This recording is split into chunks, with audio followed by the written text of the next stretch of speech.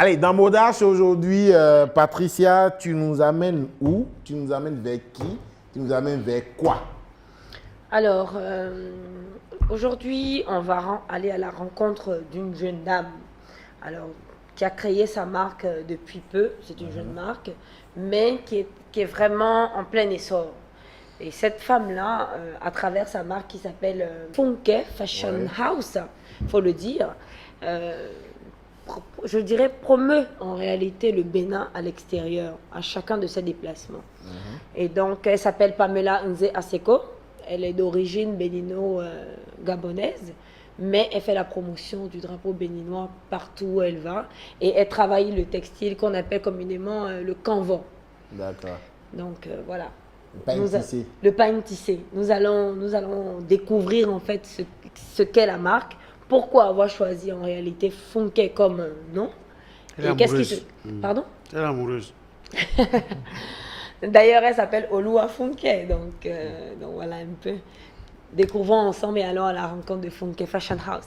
Bonsoir. Bonjour. Alors, présentez-vous. Je suis Pamela Nze Aseko, je suis bénino-gabonaise et je suis fondatrice de la marque de vêtements, de textiles et d'accessoires Funke Fashion House. Pourquoi avoir choisi Funke? Alors Funke, pour la petite histoire, c'est mon second prénom qui est en fait le diminutif de Olu Funke, qui veut dire Dieu m'a donné à chérir. Et ce prénom-là m'a été donné par ma mère, voilà, vu les conditions dans lesquelles je suis venue au monde. Voilà. Je voulais en fait que cette marque-là représente notre identité, pas que la mienne, en matière non seulement d'authenticité, mais également de langue que nous parlons. Donc Funke, c'est en langue Yoruba et je pense que beaucoup en fait se retrouvent dans cette appellation-là. Très bien. Quels sont les tissus utilisés dans les conceptions de tenues de Funke? Eh bien, pour faire nos vêtements chez Funke, nous utilisons essentiellement le canvan, le pain tissé béninois, parce que justement l'idée derrière Funke, c'est de mettre en avant ce textile-là qui, pendant longtemps, a été considéré comme un textile obsolète, qui n'est pas très à la mode. Et l'idée avec Funke, c'est de pouvoir se dire, avec le canvan, on peut porter des vêtements modernes, on peut porter des vêtements pour aller au boulot, pour le moment de détente, et aussi pour le moment de gala, de soirée, etc. Vraiment de démocratiser le confort et d'en faire du everyday wear. Très bien. Quels sont les événements auxquels Funke a participé dernièrement? Alors, en cette année 2022, on a eu la chance de représenter le Bénin, parce que moi je le dis tout le temps, l'idée c'est de vraiment faire connaître le savoir-faire béninois de nos artisans à l'extérieur.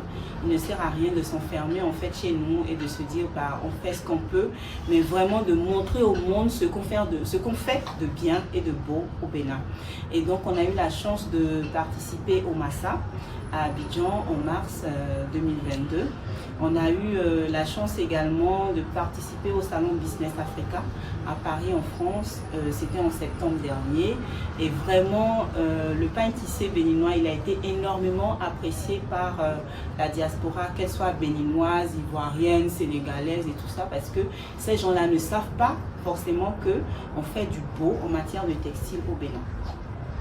Très bien. Que pouvez-vous nous dire au sujet du CITA? Alors, parmi les événements auxquels nous avons participé cette année, il y avait le CITA, le Salon international du textile africain, et qui a eu lieu à Lomé.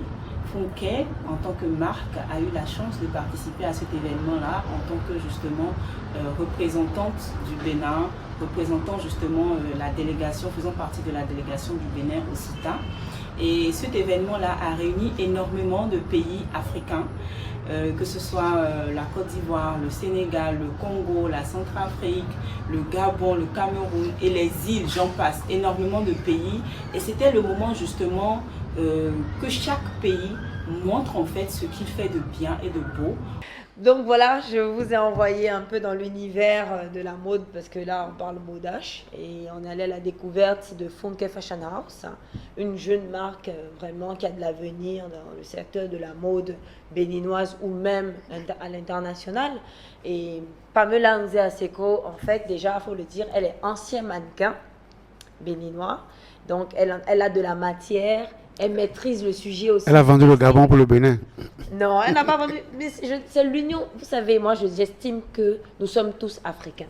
Il n'y a pas de nationalité en tant que telle. C'est vrai, les accents diffèrent, mais j'estime qu'on est tous africains. Donc, il n'y a pas béninois, ivoirien, tout ça, là, c'est rien.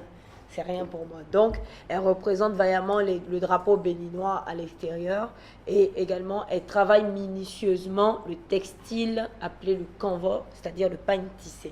Donc, c'était Pamela Nze Aseko pour Fashion House.